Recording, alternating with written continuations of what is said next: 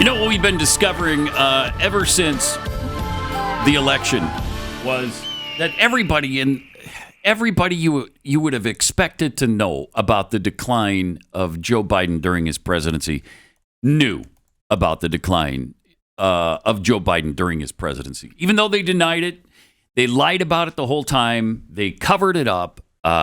They kept telling us how brilliant he was and how active he was and how he's the best communicator in the White House. And he's so sharp. Nobody can even, 20-year-old interns can't keep up with this man. And then everybody afterwards admitted the lie, including Ron Klain, his chief of staff, who said that he couldn't even comprehend what was being said at that debate. Wow. Where were you then? Is that a problem?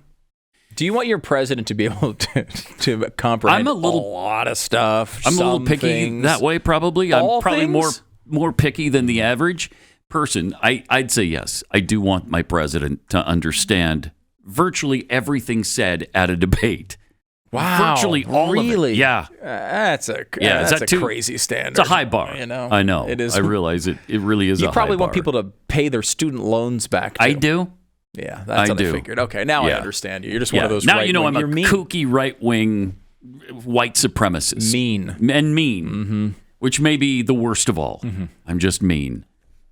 Well, Jen Psaki talked about Biden's mental decline, and here's what she had to say about that. I left in May of 2022, just for the facts here.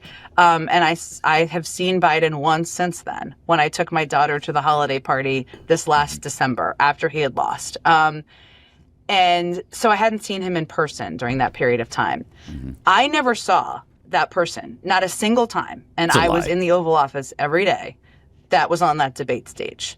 I'm not a doctor. Aging happens quite quickly. Were things that people saw during that period of time that were similar to that or would have been in a category of that? I don't know, possibly, right? And all these books are going to tell us. Like, do you think that were they actively covering it up? Were they sort of in denial, or was that just a bad debate? Like, what is your read on that? Well, this is what I mean about cover up is a very loaded term, I think. Right. Well, it means you knew that it was really bad and you're pretending otherwise versus you're deluding yourself, which I think is what people do a lot. Well, I understand, but I still think it's like cover up is often like a crime, right? We're talking, people use that They term. say it's worse than the crime. People use that term as they relate to Watergate or the covering up of not sharing public information about a war. Yeah, and I'm not accusing anybody of a crime. I understand, but other people have used that term, and I think it's a bit of a dangerous term. It's not a dangerous term. It's an accurate term. Yes, it's the truth. People covered up for him, and they're admitting that now.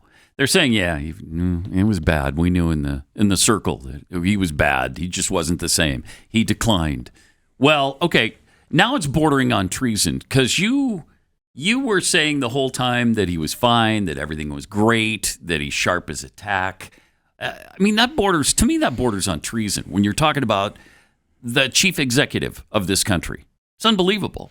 Yeah, and I think, Psaki herself has some plausible deniability here in that when everybody acknowledges all these problems happened with Biden, she was gone for multiple years. Now, I, of course, believe these happened long before that while she was there. I don't believe the her evidence for a second. of it. Yeah, I don't even think it's a close call. We all saw before he was even elected that he had lost a step or 12 in that process. So I don't buy her answer here. However, she probably has some plausible deniability as opposed to people who were actually there with him every day during that period, right? Mm-hmm. Like those people Ron were Klains there. of the world. Yeah, I do think that I'm totally fine with at least discussion of what crime was committed there.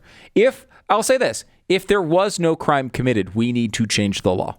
Yeah. It's not the truth. Because this cannot be an ongoing thing. No. We saw it back with the Woodrow Wilson days, where he wasn't even president. His wife was basically running the country. He was literally in a coma. In a coma for part of the period. Yeah. The same thing basically happened here. It was a waking coma. It was a waking coma, but basically Dr. Jill Biden was president for a time. Yeah. It seems... Yeah. At the very least, we need a full investigation to know what the hell happened there. Mm-hmm. I want to know everybody who took steps to, using this term very accurately, cover up what was going on.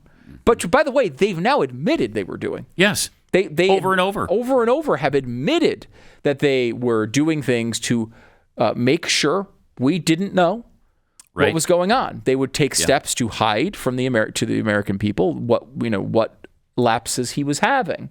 I mean, that's despicable. And again, it should be borders on illegal. treason. It should be illegal. Yeah, absolutely. It should. The American people had a right to know that their commander-in-chief was compromised mentally like that. And we saw it the whole time. And it wasn't just since 2022, as she was alluding to, because we saw it all during the campaign in 2020. 2019 and 2020, he was not the same guy he was back in 2008 when he ran. He just wasn't. He was half gone, at least, the entire time. Am I wrong, too, Pat, to think that this should be a bigger issue? No. I care It should be. a lot more about what happened during that Biden, at the end of that Biden presidency, or throughout the Biden presidency, when it comes to covering this stuff up, than I do what happens to some potential gang member who was taken to El Salvador prison. Now, again, we should get everything right. Everything in the country should go the perfect way, obviously. Yes. But and it's not going to happen, first of all. But secondly, like when it comes to focus, like let me say another one here, Pat. Care a lot more about what actually happened behind the scenes during that Biden period than I do about the JFK situation in 2025. You know, a lot of things that we've spent a lot of time on, like there should be full-out investigations going on as to whether we as a nation just suffered through a period where a president was unable to do his job and people with names that we know actively took steps to hide it from us. That's way more important than about half the stuff we're talking about right now. Very egregious. Yeah, it's egregious. And now, you brought up the Maryland man. The father? The Maryland father? The saint? Yes. Yes, the Maryland man. It's interesting because they did all of this without adjudication, without due process, and the administration is making some cases now that he did. There was a lot of due process because he had multiple court appearances. He had a deportation order. He was deemed a gang member by the courts, not once, but twice. I mean, so there were things. The only thing that was really violated there maybe was the fact that he wasn't supposed to be deported right then back to El Salvador. Back to that place. That actual place. He should have been deported, but in theory, because of a court ruling that you can agree with or not agree with, he shouldn't have gone back to El Salvador, but he should have gone somewhere else. Yes. And deporting people who are here illegally is not a violation of the Constitution, and that's what they're trying to make out of it now. Are you sure, Pat? I'm very, it very seems positive. Like it would be a violation of the Constitution to deport people who aren't supposed to be here. I can't even understand the arguments for the media anymore. I know. How could the Constitution possibly, if Constitution is essentially a framework for the nation to run, another framework for the nation to run are its laws. Yes. The laws quite clearly would indicate when you say someone is here illegally that removing them would be a rational. Sometimes you need to have just come to rational thought should enter the conversation. They've entered the chat. Rational thought has entered the chat. Hey, when you come here illegally, you should leave. It's quite a concept. I mean, that's out there. That's out there a ways. Over the weekend, I saw a headline yesterday, actually, about President Trump says he doesn't know if he has to follow the Constitution. I'm like, what? Did he say that? He actually said it in regard to whether or not we need to do due process on all the illegals that we deport from here on out. Like you're going to go to court for a court action for 1 million or 2 million people or however many they've decided they're going to deport. You can't possibly do that, which the left knows. And so they're trying to stop all deportation. But you know, too, you don't, like, due process is a loaded term. Like, they're trying to say, basically, every single person you deport has to come in for a full trial. That's not what the law guarantees at all. No. People are turned back all the time and removed from the country without any due process. But when you say without any due process, it's misleading. The due process is built into the law, which is you could just be removed.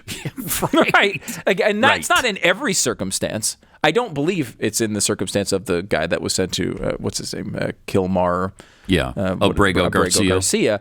There was a due process he went through and was not supposed to be sent to that country, which is something that, by the way, the Trump administration has acknowledged multiple times. The issue here is, like, it wouldn't be that you'd be having millions of people going to individual trials over this, because that's not how the system operates. Like, the law, due process is the law. It's, in other words, essentially saying, like, you need to follow the law. And the law should be followed, but the law does not require millions of individual trials for every single person who crosses the border. It's silly. You couldn't possibly do that. Because the number they acknowledge is 11 million. Are you going to have 11 million trials for these? And really more like 20 or 30 million, and not all are going to be deported, but there's going to be a big number of them, according to the administration, and there's no way you can do that. But when they're here illegally, they're going to face deportation. And I will note, that easy. By the way, Pat, and I know you will agree with this, if they did do 20 million trials and they found 8 million people should be deported by those trials, what the media would do was say the trials were unfair. And they would say the law was horrible. They would say you were destroying the lives of the people who went through those trials, which, by the way, is essentially what they're doing with Garcia, which is, oh, well, he was deported to the wrong country. If he were to come back and then they were to send him to, name the third country, whatever one you want, Colombia, what they would say was unfair that he was sent to Colombia, and it was horrible and it was unconstitutional. It's so ridiculously predictable. You understand why I think a lot of the reaction from the Trump administration, even though they've acknowledged this was not the right way to handle this, is just like kind of shoulder shrug. Yeah. It's like, well, what do you want us to do? We can't take your criticism seriously. You just say whatever's in front of you that benefits you at the moment. Right? Like, whatever argument will work for them in that particular moment, they just blurt it out. Even if it makes no sense, even if they know it's nonsensical, they'll just say it anyway.